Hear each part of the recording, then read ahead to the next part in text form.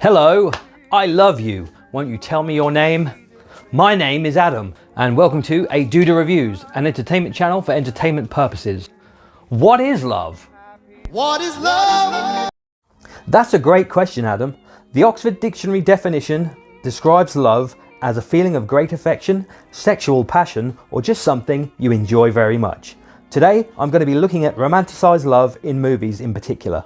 So grab the one you love, or even just your favorite beer, as we look at my top 5 favorite romance movies. Number 5, 500 Days of Summer.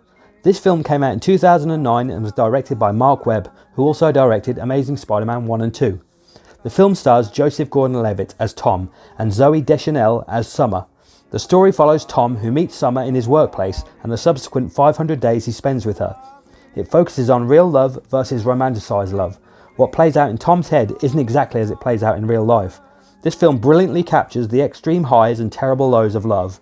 The scene where he's literally dancing in the street with joy and the heartbreaking expectation versus reality scene at the end of the film are both done perfectly. Number 4, Eternal Sunshine of the Spotless Mind. Joel, played by Jim Carrey, and Clementine, played by Kate Winslet, meet on a train and strike up a friendship that later becomes a relationship. The couple, however, are both unaware that they have in fact been in a relationship before and had their memories of each other clinically erased. Expertly cast with a brilliant accompanying soundtrack and a fantastic dreamlike cinematography, this film captures the wonderment of falling in love and the significance of those little moments together, as well as the pain of letting go. There's also some great supporting cast in this film, including Mark Ruffalo, Elijah Wood and Kirsten Dunst. Number 3, A Bronx Tale. This film came out in 1993 and is directed by Robert De Niro. It's set in 1960s gangland New York, and this is the story that centers around a young man named Cal, who befriends a mob boss by the name of Sonny. Sonny takes Cal under his wing and shows him the ways of the gangster life. Cal's life gets turned upside down, however, when he falls in love with his classmate Jane. This is more of a mob movie than a romance flick, but the storyline of Cal falling for a pretty black girl named Jane in the race tension backdrop of the 1960s is a fascinating one, and plays out a little like the Shakespeare story Romeo and Juliet. It's a great film. Number 2, The Wedding Singer. I love this film, and it's one of my Adam Sandler favourites. Set in the materialistic 1980s, Sandler plays a recently dumped wedding singer. When he meets Julia, played by Drew Barrymore, he agrees to sing at her wedding.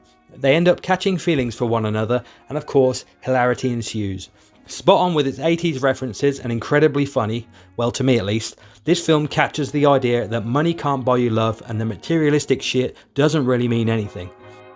This film also includes some fantastic songs by Adam Sandler himself. The blues, the rich and the pinks, one thing's for sure. Love stinks? Love stinks! Number 1, True Romance. Comic book nerd Clarence, played by Christian Slater, and a prostitute named Alabama both fall in love. Clarence ends up killing her pimp, and when grabbing her clothes on the way out, accidentally picks up a suitcase of cocaine. The two hit the road to California, hoping to sell the coke, but they're chased by the mob. The screenplay is done by none other than Quentin Tarantino. Not only is this one of my favourite romance films, it's also just a favourite in general.